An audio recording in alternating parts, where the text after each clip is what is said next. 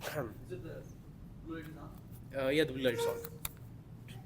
Yeah, yes. We can, we can. Yes. You'll edit this out, right, sir? Yeah, just come closer. Shazina, get closer. Yes. Yeah. Roll Start it off. out. Okay. Good day, professors. My name is Abdullah Gohar. I'll be presenting. Sorry, can we restart? Don't worry about the script. You just No, no, script नहीं है, sir. go casual. हाँ, script नहीं है Yeah. ना. Don't worry about anything. It's only for the record purpose. Okay, sir. Okay? But you need to be a little loud. Is it? Okay. Good day, professors. My group, consisting of Fatima Shazina, Zahra Muhammad, and Ayan Ashraf, and myself, Abdullah Gohar, will be presenting data on the mobile phone market, specifically smartphones. And we'll be talking about the two major companies that lead this industry, Apple and Samsung. They have personally made the two most forms of they have developed the two most commonly used forms of operating systems, iOS for Apple and Samsung's One UI for Android. We'll be looking at their history, the growth of the market itself over the past 15 plus years, the trends we've seen, some advancements, as well as comparing them and the opportunities and challenges that we've seen within this industry as a whole. Finally, we'll be talking about the methodology that we used and the data that we have analyzed. While smartphones themselves are a major part of our day-to-day lives, being used to record content, media, to consume media in the form of videos, pictures, or articles, they did not come overnight. Smartphones were first block phones, also a little more jokingly known as brick phones because they would never break. This form of mobile was most commonly produced by Nokia, who was the major industry leader back then. This eventually evolved into the form that a lot more people became accustomed to, flip phones. They were very popular for a long time, but people eventually moved backwards again, using massive BlackBerry mobile phones, which had a full keyboard, until finally 2007, when Apple introduced the first smartphone to the world, the iPhone 1. Apple at that time had already been producing the iPod, which was another similarly styled device, but was used for media consumption, primarily music, and then eventually videos and pictures. But with the advent of the iPhone, they moved into communication. The iPhone allowed you to use SIMs for long distance calling and also internet calling through the use of the internet. Samsung, however, came a little more later in the industry, launching in 2010, but they wanted to prove themselves as the next big company after Apple. What they had decided was that they'd use high resolution screens and bigger cameras than Apple's phones to try and circumvent their market share towards themselves. And in more recent times, what we've seen is that they're trying to move into the AI industry, trying to develop both in-house AI tools as well as collaborating with existing companies that produce these algorithms. In the first quarter of 2024, we can see that there is a large range of companies. However, the two most dominant ones are still Samsung and Apple. Samsung itself has 20% of the market share, with almost 60 million units shipped just within the first quarter, while Apple has a smaller market share, but they have a higher revenue because their phones cost a lot more. So even though there's fewer sales, the individual sale has a lot more revenue behind it. And there are, of course, smaller companies like Xiaomi, Oppo, and Vivo, who are all Android companies and are also Chinese companies, but they don't have the same market share that Apple and Samsung do. And as mentioned before, we've talked about how there has been development in technologies. AI is a more recent one. But if we look just a few years back, 5G was one of the major ones that really pushed forward uh, online communication in particular. Due to the high speeds, high bandwidth of 5G, you're able to seamlessly call people in other countries without worrying about quality of video as well as sound quality.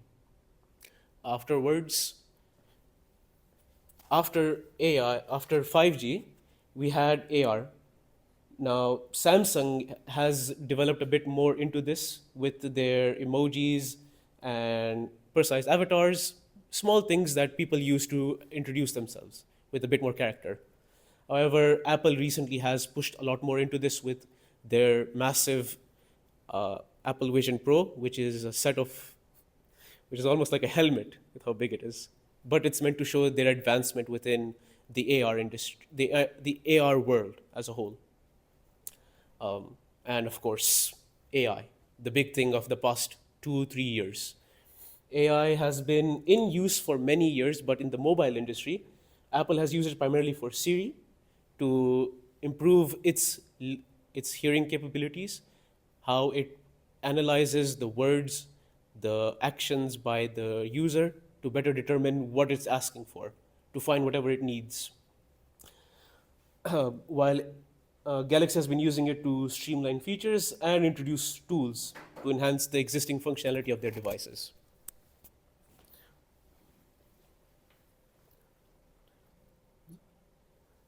I believe this next section is Zahra's.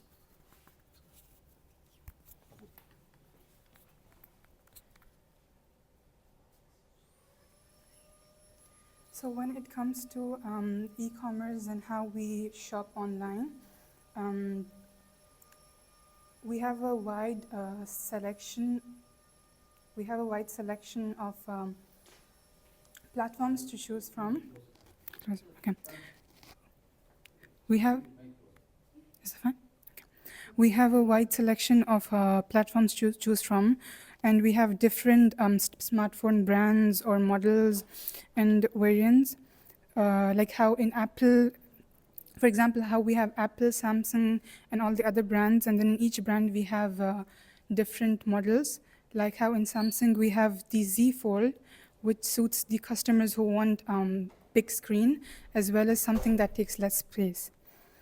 And when it comes to pricing and review, online, when you go online on different websites, for example, Amazon, you can check the review of customers about the products and then choose if you want to buy or not. And also you can compare prices on different websites. And when it comes to convenience and confidence, for online shopping, you have the option of return policies and exchange offers if there is a damage in the product. And you also have different offers online. For example, if you are shopping from Amazon or Temu or something, you have the option of the first customer discount, and then you have different deals when it comes to different seasons. For example, summer, and then on different festivals. And e-commerce also helps to boost the market growth by providing accessibility and choices of different brands.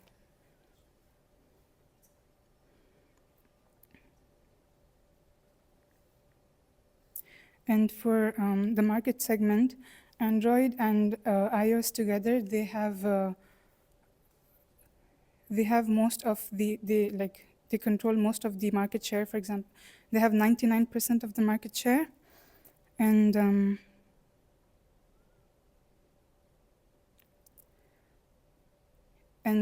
for Android, it no.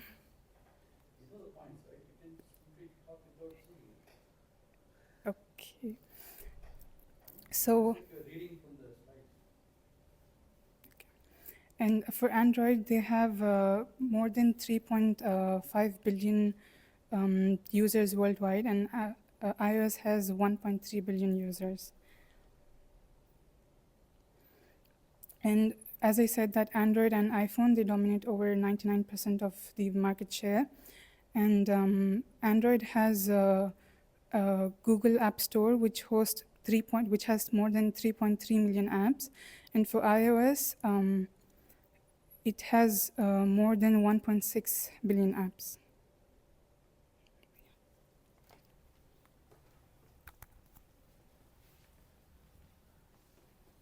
Now we'll be looking into the mobile phone industry's market challenges and opportunities. First, we'll look into the opportunities. Now, I'll be talking about cost effectiveness and reaching wider audience. Both of these go hand in hand.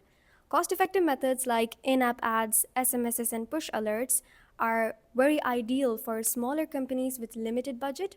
However, larger companies also opt for this budget-friendly option as they allow direct, streamlined, and affordable campaigns. Social media ads and in-app campaigns helps boost your brand's visibility. With over 7 billion smartphone users globally,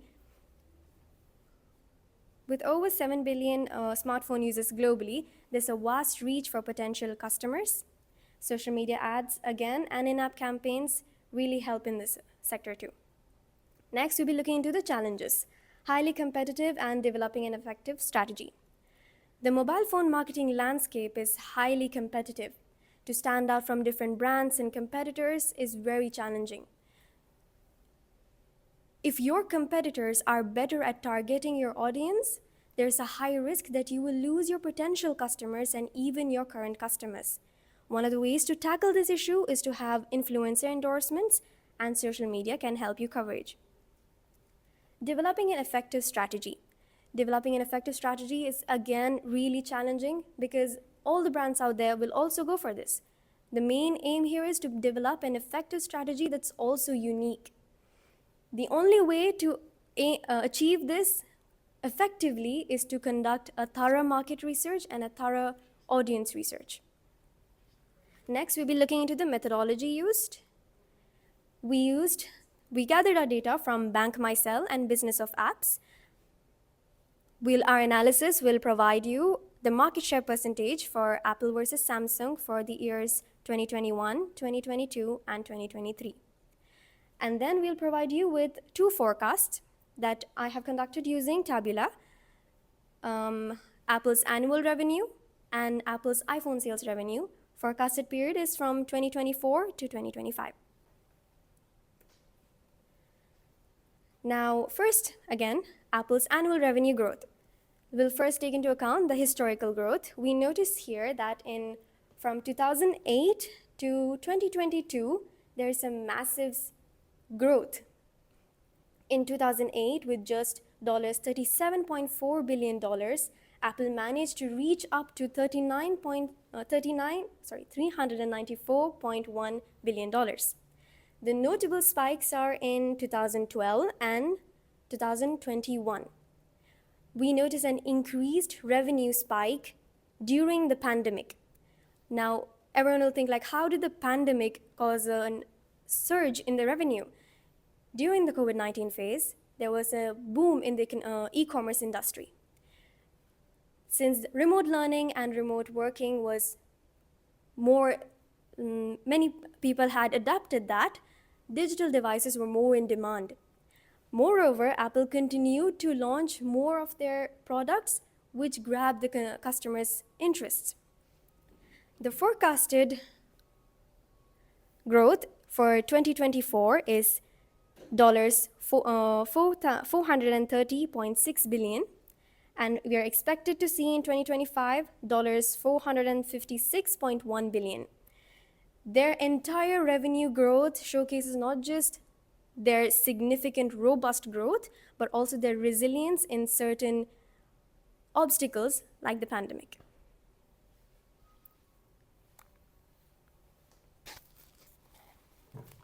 Thank you, Shazina, for the overall growth.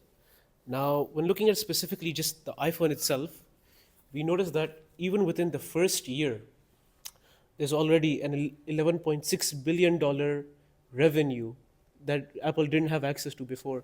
Just with one product, they managed to have a third of their revenue just with this one product.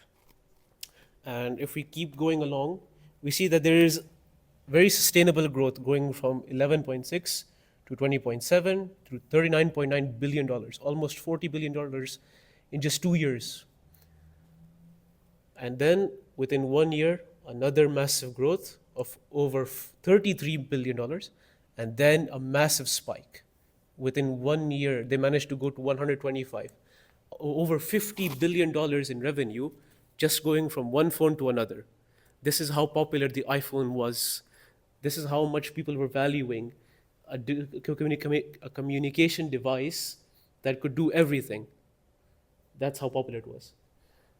Unfortunately, it did slow down as there were more and more competitors within these few years of 2012 to 2014, and before that as well. But this is where we see a very a slowdown.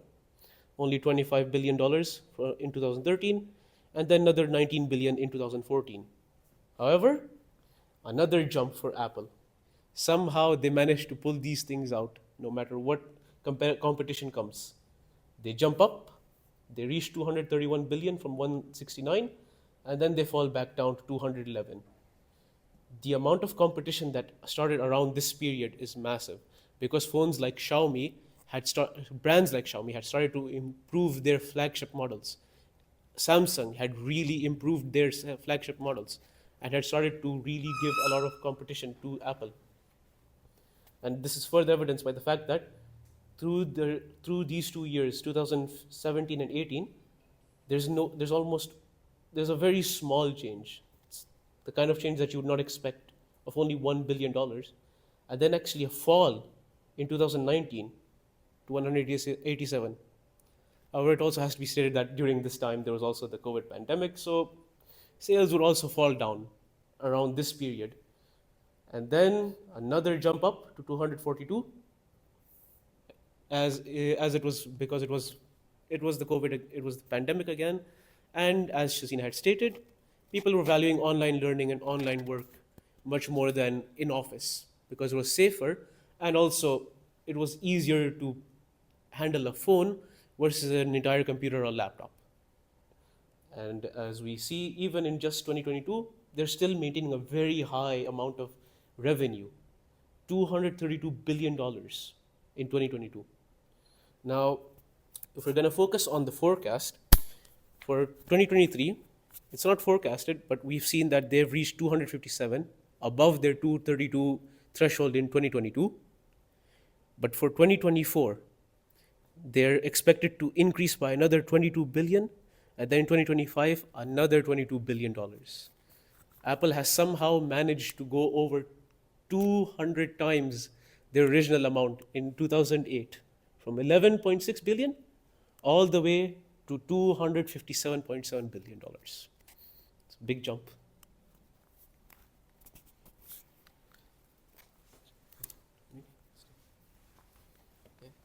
Thank you, Abdullah.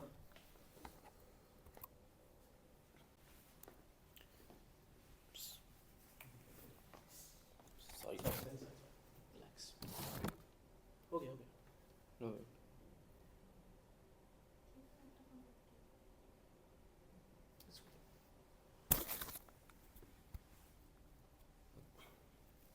Okay, so based on the image presented to you all, this image shows the line graph comparing the market share trends of two entities over the 4 quarter years of 2021. The y-axis represents the market share percentage, ranging from 26.50% to 28.50%. The x-axis represents the Q1 to Q4 or quarterly of 2021, ranging 4 quarters of 2021. I'm just going to tell you a very short summary on the graph. So the blue line starts from the 28.50% in Q1 2021. It then decreases steadily to around 27.50% in Q3 2021. Then it remains flat constantly through Q4 2021. As for the red line, it starts around 27.50% in Q1 2021, It then decreases slowly to 26.50% in Q3 2021, and then it rises drastically to around 28.50% in Q4 2021. So I just want to say that the graph visually shows how the market share of these two entities evolved throughout the 4 quarters of 2021.